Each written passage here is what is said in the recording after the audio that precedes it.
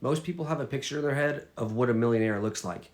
You probably imagine someone driving a luxury car, living in a big house, traveling all the time, and not worrying about money at all, really. That's the version of wealth we see on social media, in the movies, and honestly, in most financial content. But here's the truth that completely changed how I personally think about money. About 18% of households in the United States are actually millionaires. And yet, most of them don't feel rich.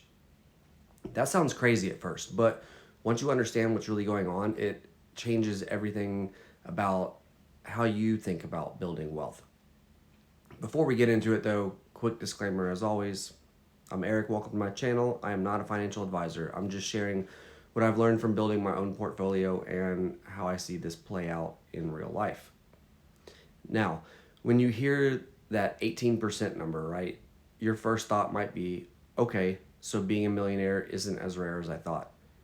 But that's where things start to get misunderstood. Because when we say millionaire, we're talking about net worth, right? That means everything you own minus everything you owe. So that includes your house, your retirement accounts, your brokerage accounts, your savings, everything combined, right? Cars, all that stuff, if you own them outright. And this is where things get interesting. Most millionaires are what I would call paper millionaires, not liquid. They might have a home worth $600,000, a retirement account worth $300,000 or $400,000, and maybe some savings on top of that. On paper, that adds up to over $1 million. But the problem is, most of that money isn't actually usable. It's not liquid, right? You can't spend your house unless you sell it. You can't easily pull from retirement accounts without penalties or taxes. And even if you have some cash, you're not trying to drain it because that's your safety net, right? So you end up in this weird position where technically you're a millionaire, but your day-to-day life doesn't feel that different.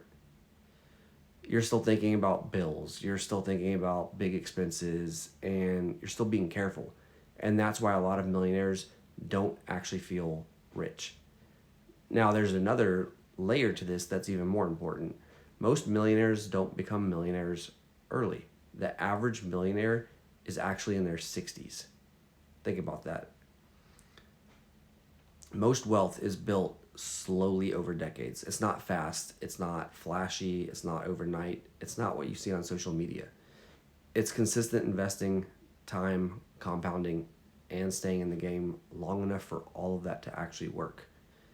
And this is where I think social media has completely twisted and messed people up because it makes it seem like if you're not rich by 30 years old, you're behind. But the data says actually the opposite. The majority of people don't hit that level until much later on in their life. And even then, it doesn't look how people would think it would. It doesn't look the way people expect. Now, here's where this really shifts how you should think about your own journey. There are different levels to being a millionaire. The first level is what people are chasing, which is net worth. That's hitting $1 million on paper. Assets minus liabilities, right? That's the milestone. That's what people celebrate. But that doesn't automatically give you freedom. The second level is what I would call liquid wealth. Now, this is where your money is actually in investments and cash and assets that you can move around and use as you please. This gives you flexibility. This is where you start to feel a little different. But even at this level, a lot of people still feel uncertain. And that's surprising. Because now the question becomes, how do I turn this into income? And that leads to the third level, which is income producing wealth. This is where your money is actually generating enough income to support your lifestyle. This is where things actually change because now you're not just looking at your account balance. You're looking at what your money actually does for you. And I think this is where most people get it wrong. They chase the number instead of the function. They chase $1 million instead of asking what that $1 million actually needs to do for you. because two people can both be millionaires and live completely different lives. One person might have most of their wealth tied up in their house and retirement accounts. They might be still working and still relying on that income. Another person might have a portfolio that's producing income and giving them options, flexibility, and control. Same net worth, but complete different reality, right? Now, here's where this connects directly to what I'm doing. My goal is not just to hit $1 million here on this channel. My goal is to build something that actually works, that produces, that gives me options. That's why I focus on growth and income together. Why I don't just want to arrive at a number, I want to arrive at a position. And that's a completely different mindset than most people have.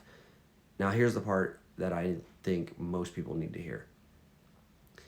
If you're not a millionaire yet, especially if you're younger, you're not behind. You're exactly where most people are, because wealth builds slowly and then it accelerates. That's the part that people don't see. It feels slow at the beginning, and then suddenly it starts moving faster as time progresses.